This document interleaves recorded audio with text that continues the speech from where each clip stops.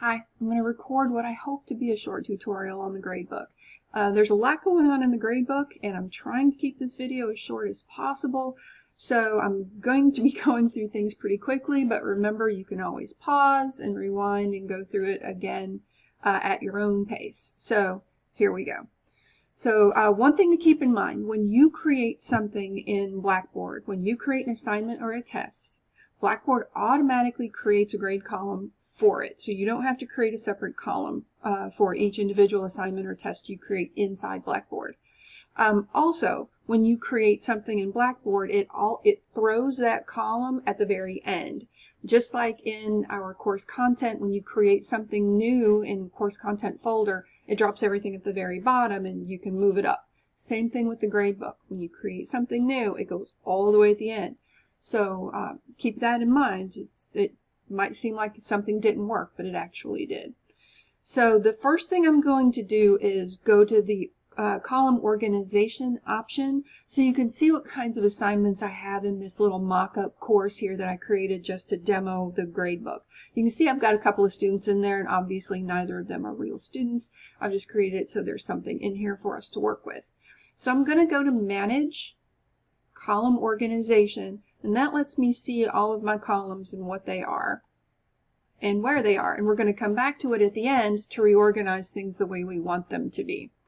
So you'll notice here that I've hidden a couple of things that I don't find useful for me to see. They're automatically visible to you when you create a brand new course shell. I always go in and I hide a few things, and so you can see things graded out that are hidden for me and the students. That's a subject for a completely different video. You can see down here in the actual gradebook area, I have several assignments. I've got a discussion introduction, tagged as a discussion. Then I have a test over Word. It's categorized as a test. A homework assignment, a test in Excel, test, and so on. So it really depends on how you want your gradebook set up. Some professors would prefer to have things in chronological order. So assignment, test over that content, and then assignment, test over that content.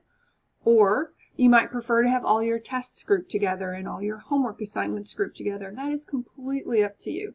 I will show you how to reorganize your gradebook at the end, since we're going to have to organize things again anyway. So I'm going to click cancel since I'm not really making any changes here. I just went in here to show you the assignments that I have in this particular gradebook. So the first thing I'm going to do is set up a couple of average columns. For this particular sample class, I'm going to say that my tests count for 50% of your final grade, homework assignments count for 40% of your final grade, and discussion boards count for 10% of your final grade.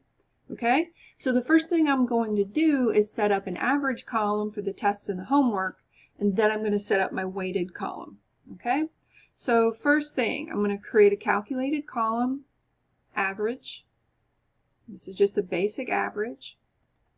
I'm going to call this one test, AVG, short for average.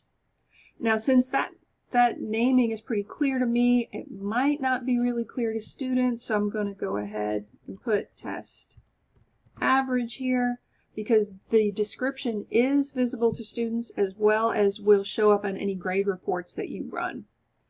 Primary display, I want it to be a percentage. You can change that if you like. Play around with what works for you.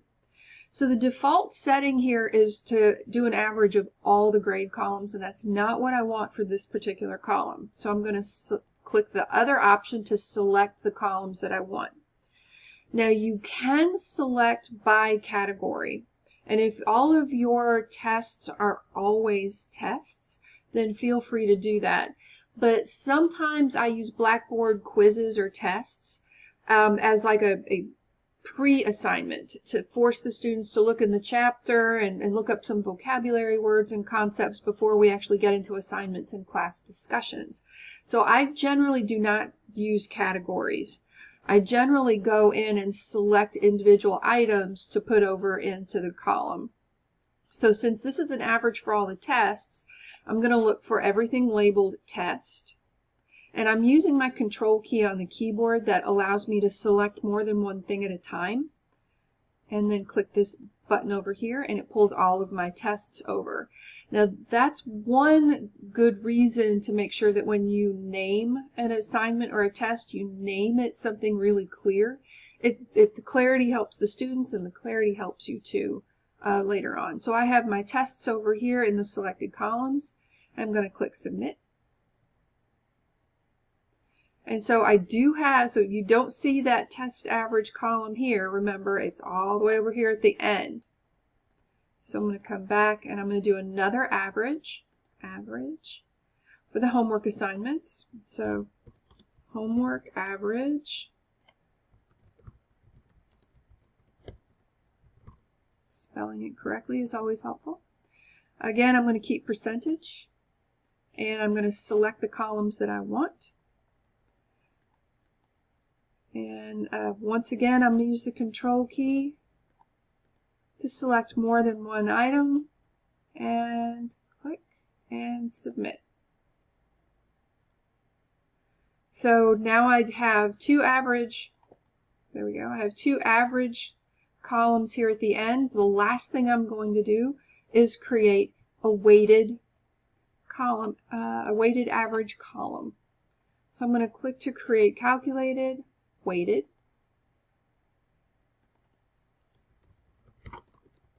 Course grade. And here I do also tell the students how this course grade is calculated. So tests are 50%. Homework is 40%. Discussions 10%. And since this is their absolute final course grade, I'm going to add a letter to the percentage.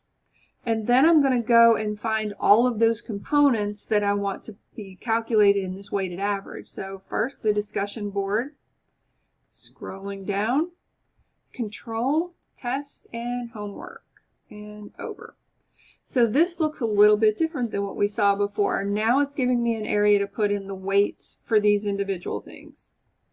So tests were 50% and homework was 40%. You can see the total for the weights calculates out to 100, so that's exactly what I want, and submit. And again, that one is thrown all the way to the end. So I'm going to go to Manage, Column Organization. Scroll down a little. So here's my course grade. I'm going to grab this little crosshair here and drag it all the way to the beginning because I want that first. Then I'm going to grab homework, pull it up. Pull that up. So I have tests, discussion, and homework all here toward the top and the course grade at the top. Now here, if you want to organize the assignments and how they show up in the gradebook, you can do that too. I generally like all of my tests together and all of my homework assignments together. Again, if you prefer to keep things chronological, that's completely up to you. So I've got everything in order the way I want. I'm going to click Submit. And you can see that now my course grade is the first. I've got test average here, the discussion board, and the homework average. Now, if you create all these columns toward the beginning of the semester and you add assignments after you've set these up, you'll have to go back later in the test average, for instance, and edit the column information. And that takes you right into that exact same creation window that we were in before. You can scroll on down and find the assignments that you don't have included and pull them over and submit to update that column. Remember to do that frequently because students are using this as a guide to how well they're doing in your class. The only other thing I want to mention really quickly is if you have an assignment that's outside of Blackboard, you tell them to go somewhere or do something or interact on a social media platform of some kind and you want to give them credit for those things that they're doing that aren't Blackboard assignments, you're just going to create a column And remember, it's going to throw this brand new column all the way in at the end. Give it a good descriptive name so that you and your students know how this factors into their grade. With my naming conventions, I would name it test, or I would name it homework, or discussion in person, or discussion on LinkedIn.